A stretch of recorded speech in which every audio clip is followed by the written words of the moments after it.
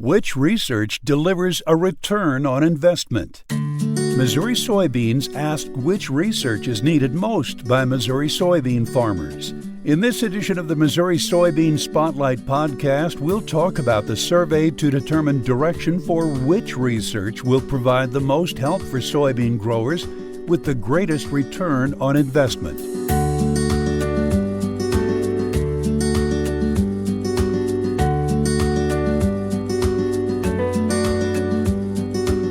The research strategy with Missouri Soybean is to increase production on the soybean acres across the state of Missouri. Increase production as well as quality and quantity of soybeans produced on each acre. My name is Blake Barlow, the Research and Agronomy Director for Missouri Soybean. The survey that we sent out, we got together as an organization and wanted to find out where farmers or producers across the state are having the biggest hurdles. How can we help with research to overcome those hardships that they're having in each field? Whether that's through pest management, they need new traits developed, wanting to see what the biggest issues on their acres are. Missouri Soybeans does an annual RFP, request for proposal, which includes a seminar explaining the process and Missouri Soybeans' expectations of the state's researchers. We describe what we need, and we invite university researchers across the whole state, whether that's from the University of Missouri, Missouri State, University of Central Missouri, Northwest Missouri State, all the universities and researchers across the state. We send out an invitation. It's a request for proposals. So they will write a research proposal on a project that they have that they are wanting funding for. The requirement is we're really looking for something that will have a return on investment to the farmers. Something that at the end of the research that is being conducted, we have a tool that farmers can have or knowledge base that farmers can use to increase their production. What do you consider a good ROI on research?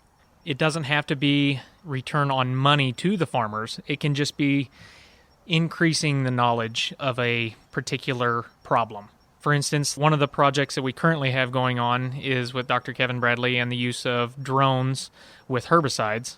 Traditionally, it's been used with fungicides, but he's researching to see if we can use this new technology in herbicides. That is a good example of return on investment, seeing if these drones are applicable with herbicides. How is it hoped that research will benefit Missouri soybean growers and other farmers in the state? The research that we're doing, that's the sole purpose, is to help the Missouri farmer.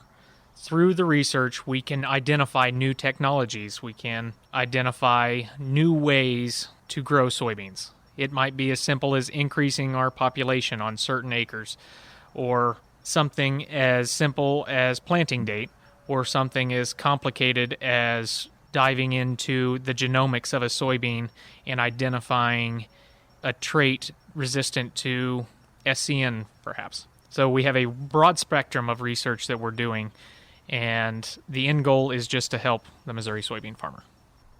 How long have you been on the job now? I started with Missouri Soybean the first part of July. What have you learned in that time about Missouri Soybean's approach to research and how that research will help its members? The research that Missouri Soybean does is it takes a different approach compared to industry. Industry has great tools for farmers, but most of them are for profit, so looking on how they can sell a tool to the farmer. Missouri Soybean's approach is not necessarily identifying how to sell a tool, but just identify how to help the farmer increase their production. I know that you're using checkoff dollars to initiate research. Now, this research might be done by third-party individuals who are connected with the university system or with private industry. How much research is taken on by Missouri Soybeans staff?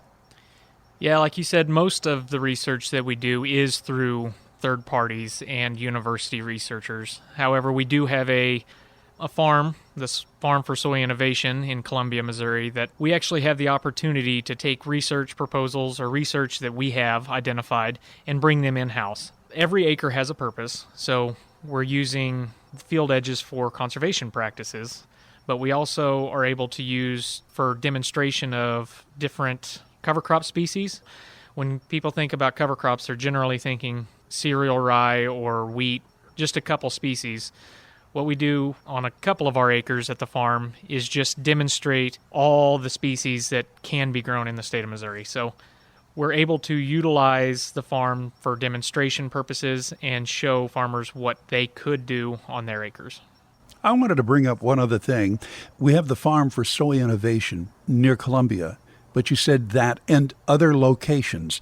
Talk about where research is being done, because some of it is being done right on members' farms. Yeah, absolutely. So the university calls them REECs, Research, Education, and Extension Centers across the state. There's 4 of them. The Northern REEC, the Central REEC, which encompasses Columbia, the Fisher Delta REEC down in the southeast Missouri in the Boot Heel, and the Southwest REEC. Each one of these university properties has research being conducted on them. We also have the Farm for Soy Innovation, where we partner with some of the researchers, and they have some of the trials on location at the Farm for Soy Innovation. There are also several trials that these researchers will go out and find farmers all across the state and do research on their farm. A good example of that is Mizzou On Farm. It's a strip trial program looking at different management practices on their farm. An example of that is Dr. Mandy Bish has one looking at an R3 application timing of fungicide. So it's a side-by-side comparison where the farmer he selects the variety of soybeans, they select the population, planting time. The only thing that Dr. Mandy Bish does is goes in and records the data on if the fungicide sprayed at an R3 timing has a return on investment. So that's one example of an on-farm trial that we're doing. Another example is Dr. John Laurie with the strip trial program, looking at cover crops and different species and how they can impact soybean production. For the Missouri Soybean Association to have purchased, established, and maintained its own research farm has been unique until now. The Illinois Soybean Association has followed suit in that regard and has acquired land to establish its own research farm. Barlow says having a dedicated research farm, such as Missouri's Farm for Soy Innovation, serves a worthy purpose. It just provides that opportunity for our researchers. If they can't find locations across the state, we encourage them to use our site as one of their locations for the research that Missouri Soybean Merchandising Council is funding. Missouri Soybean is also working with Illinois on their farm. They came over and we had a great discussion on partnerships that we could use moving forward. So we can develop research projects that we can have multiple locations, not just in the state of Missouri, but have a location on our farm as well as the farm that Illinois is establishing currently.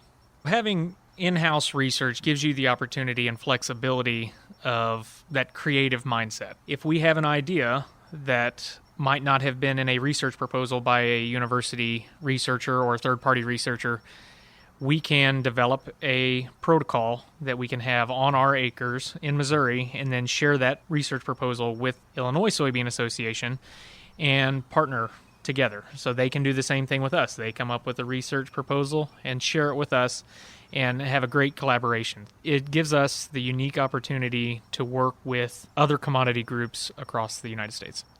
With the RFP process, the request for proposals, we always encourage anyone who has an idea or proposal that they would like to submit. We always encourage everyone to submit a research proposal. That way we can have a large scope of projects and be able to ensure that we are using the checkoff dollars through the Soybean Merchandising Council in the best way we can. So when we have a large scope of projects, the board has the opportunity to select the best projects that they see fit for the state of Missouri. The more projects we have, the better they are. Blake Barlow is Missouri Soybean's Director of Research and Agronomy. Find this and other editions of the Missouri Soybean Spotlight wherever you get your podcasts. We're also on the air with the weekly Spotlight on Soybeans, brought to you by Missouri soybean farmers and their checkoff. Thank you for listening. I'm Tom Stever.